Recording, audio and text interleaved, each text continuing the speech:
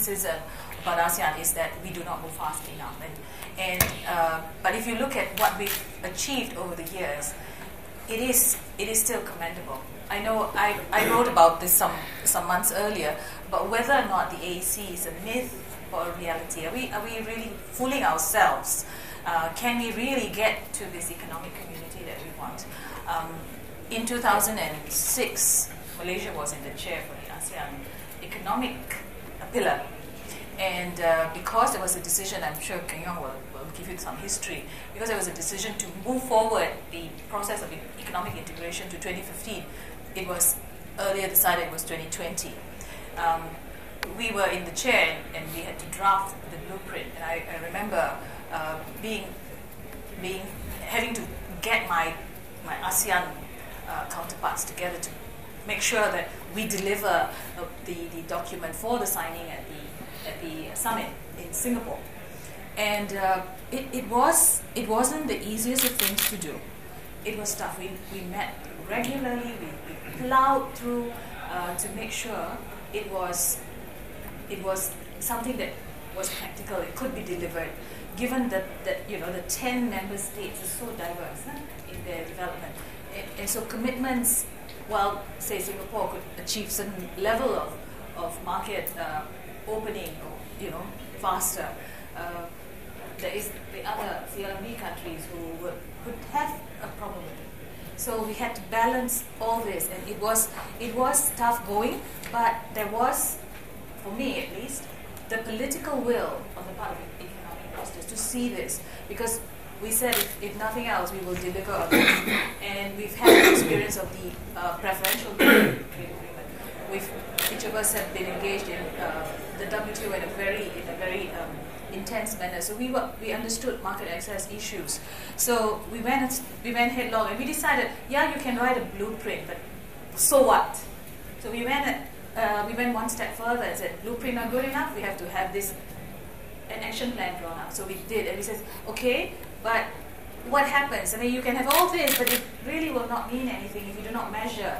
And for that reason, we drew up a scorecard as well. And we committed ourselves, the officials, to say we will do the scorecard and we will have it tabled to the leaders. I mean, there must be that political push, that motivation. So we will inform the leaders so that we have a tracking mechanism to ensure that what we say we're going to do in the blueprint, we deliver. And there are timelines. Yes, it has not been smooth sailing. I'll be the first to admit it's been difficult. But every time we meet, there is this candid discussion and candid appraisal of where we're at. And we put pressure on each other to deliver. And if you look at what we've done, as far as the trade side is concerned, goods side, we've almost 95% of the tariffs are down to zero for intra-ASEAN trade. I know. Yeah. But without political will, you can't get anywhere. Yeah, you can't get to first base without political will. So that said, you now have to then translate that political will into measures that are implementable. And I think that's what we've attempted to do. And with the scorecard, I mean, we realized that there are differences in developments, there are differences in the structures in the countries, and we've taken that on board. Those limitations are taken on board. And if you see, we've given different timelines, different flexibilities. There's always an issue of flexibility.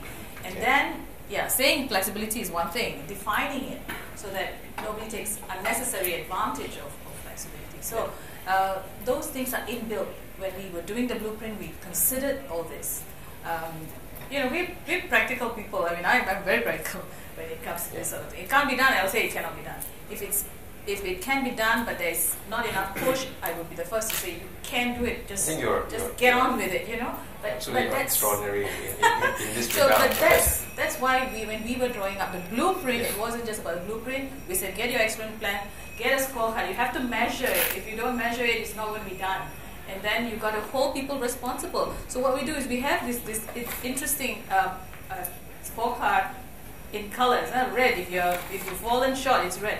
And I remember tabling it at our own cabinet and being asked by our Prime Minister, how come you have red for this and this and this? So we have, it's not quite a naming and shaming.